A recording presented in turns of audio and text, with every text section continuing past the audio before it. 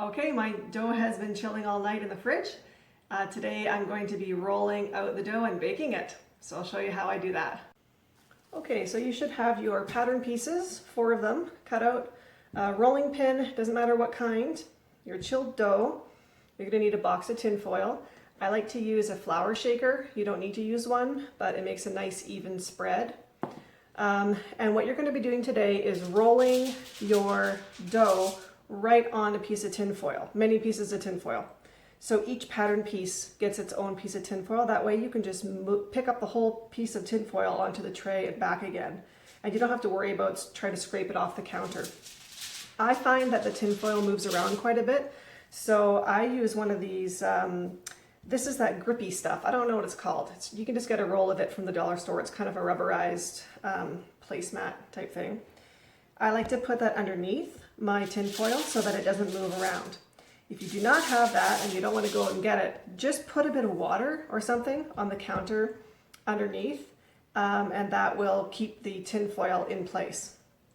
So I have a pretty big piece of tin foil here.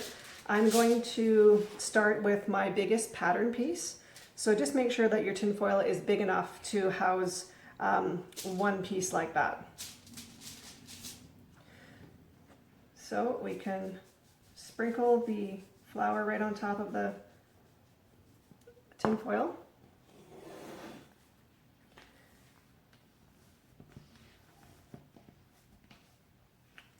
Grab a bunch of your dough.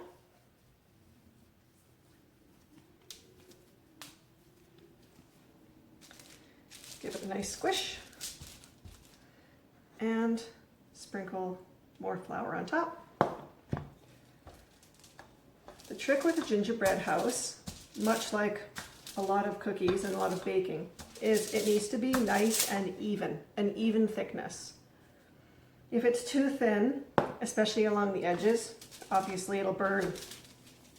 If it's too thick, it might not cook all the way through, bake all the way through, and so it'll get too soft. So you want a nice, even thickness. You can use quite a bit of flour. You don't want it to stick to the rolling pin.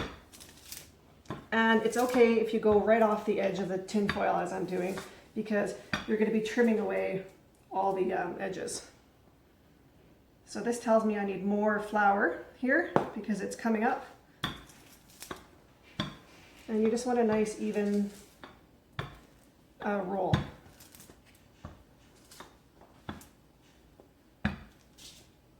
Doesn't really matter how, I mean, it does matter how thick it is, but don't worry too much about the thickness as long as it's a uniform thickness. Put your pattern piece right on top. Grab a knife, actually, and just gently trim around the edges.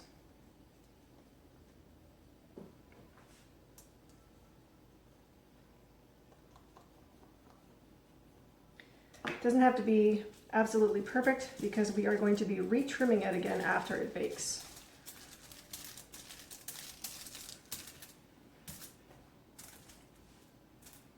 So you peel away all the trimmings.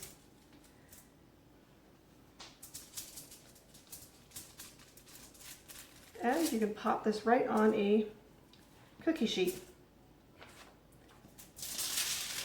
Pick it up carefully. Okay, so you're going to need 2 pieces. These are the roof pieces, so you'll need 2 of those. I'm going to show you what to do about the ones with the holes in them.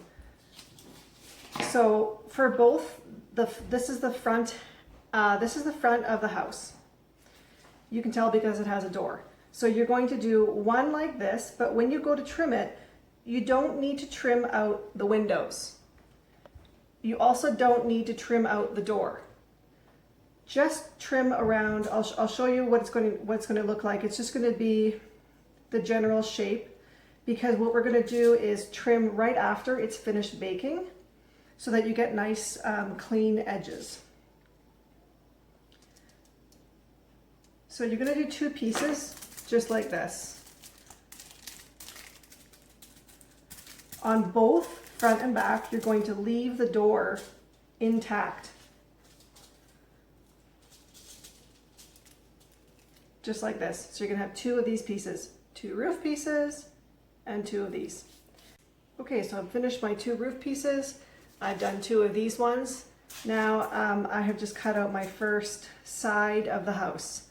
Once again, you're not going to cut out the windows quite yet. You'll see what I do once we bake it. So just do 2 rectangles like this. Next, I'm moving on to the balcony. All right, I'm going to put 2 trays in at once. You can arrange these large pieces on one tray like this. Just make sure that the tin foil is sticking up in between. It's not going to expand a whole lot, but you should leave a little bit of extra space there. So I've got these guys ready to go in. Okay, the oven is at 350 degrees. It's in there for 12 minutes. That's what we'll start with. I'll show you how to check to see if it's done. While you're waiting for those ones to bake, you can start rolling out the rest of your piece. Okay, mine's been in for 12 minutes and it's puffing up nicely, but it's not brown on the corners yet. So I'm going to put it in for 3 more minutes. All right, my first set is out of the oven. It should be a little bit brown around the corners. And you know what? If it's not, if you're not sure, just take it out anyways. And you can always pop it back in again. So here's what you do when it first comes out, and you have to move a little bit quickly. You put the pattern back on the piece that you had originally cut out, and very gently hold the pattern on there and trim the edges again. If you need to put a hot pad or something on top, I just kind of use my fingernails like this and have a plate nearby so that you can put the scraps, the trimmings there.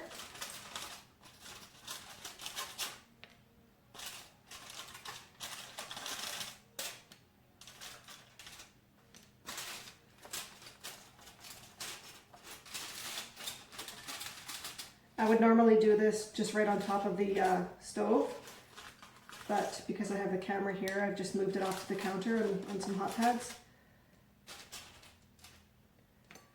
Okay, so this allows the house to go together really nicely because now you have great straight edges. Okay, so that's the easy one. The one with the windows, you're going to trim around the edges again.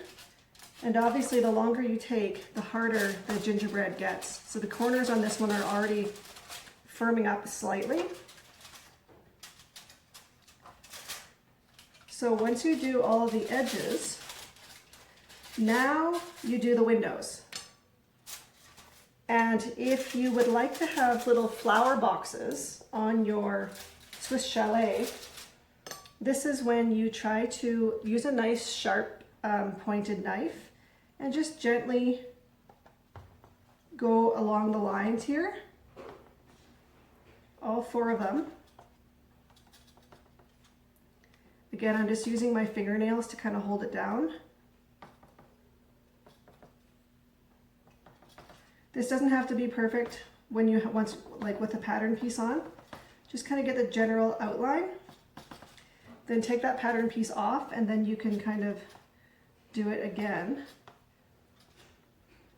And I'm noticing that mine's a little bit soft actually still, so I might pop it back in, but I can still try to get these guys out. Try not to push too hard on the tin foil underneath because then it'll obviously break.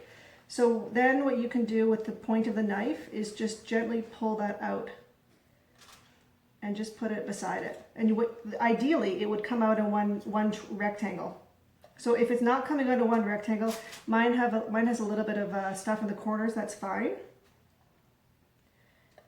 And then these will be the flower boxes afterwards. And so you do the same thing on the front. That is now complete. You can move this, just pick it up by the edges while it's still warm like this and move it right to a cooling tray. And make sure that nothing is touching the edges so that the corners of your pieces are nice and flat. All right, this is my second tray. I left it in a few minutes longer.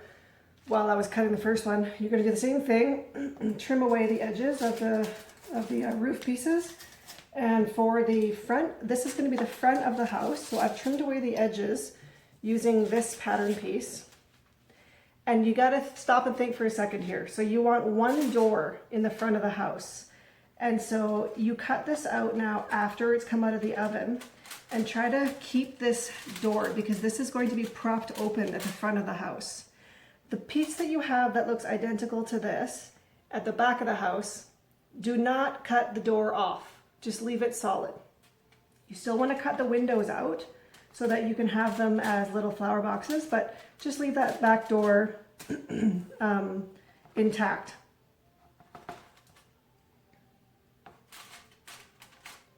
And then once you have these little guys cut out, you put them right on the drying rack.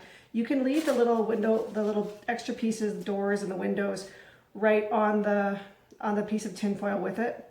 That way it's nice and flat and you don't have to worry about losing pieces and breaking pieces.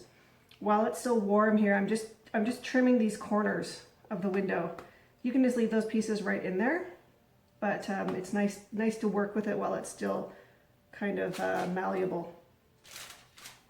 I have quite a bit of dough left, so what I did for this one is I rolled out a whole flat sheet. This is the easiest way to do the railings, and also if you want to do fences.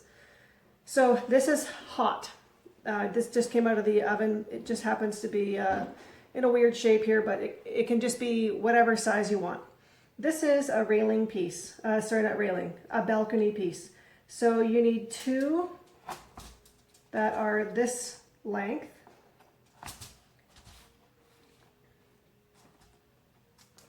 Oh boy.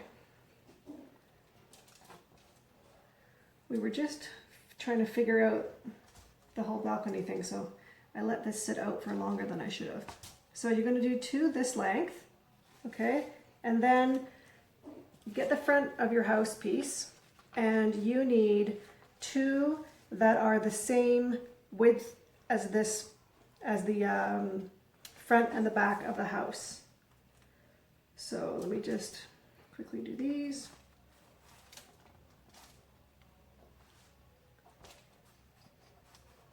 Okay, I'll just do a quick job of that so I can see what I'm doing. Now, put this guy here, just to kind of measure how long it has to be. And then you can use this guy again to get the right width.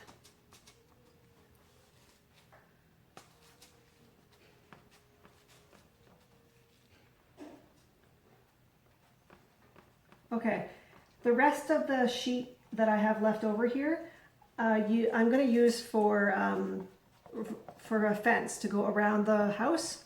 So you can just do freehand, nice long strips, and it's okay to have, in fact it's kind of nice to have the edges that are just raw here instead of cutting them off. So while it's warm, just freehand however many you can get. And then with the rest of the leftover dough, I'm going to do the same thing. We like to put a sign in front of our house with our family name. So this piece here is looking like a perfect size for that. So I'm just going to cut that out like a big rectangle. It's obviously way too big for the size of the house, but it does make it a lot easier to write the family name. This is a really simple way to make a decorative tree in the front of the house. I'm going to do two trees. I just used whichever cookie cutters I had. I had one large, one small tree. So as you can see here in this picture, you just make two of each tree, and we're going to cut one in half after it's done baking and glue it together. The rest of my dough I have rolled out into one big slab, and I will cut it into fence posts, railings, after it's baked. Okay, this has been out drying for a little while, maybe like a half hour. This is how to test if it is okay, hard enough so that it won't collapse when you put it together. It is a very technical system, as you can tell. You tap on it, try to put my nails aren't very long, but just see if your nail sinks down into it, then you need to pop it back in the oven for maybe 5 minutes or so. But if it's nice and hard like this, that is perfect. Okay, this roof piece I can tell needs a bit more baking. I don't know if you can hear the difference or not, but my nail sinks in slightly, and so it needs to go in for 5 more minutes.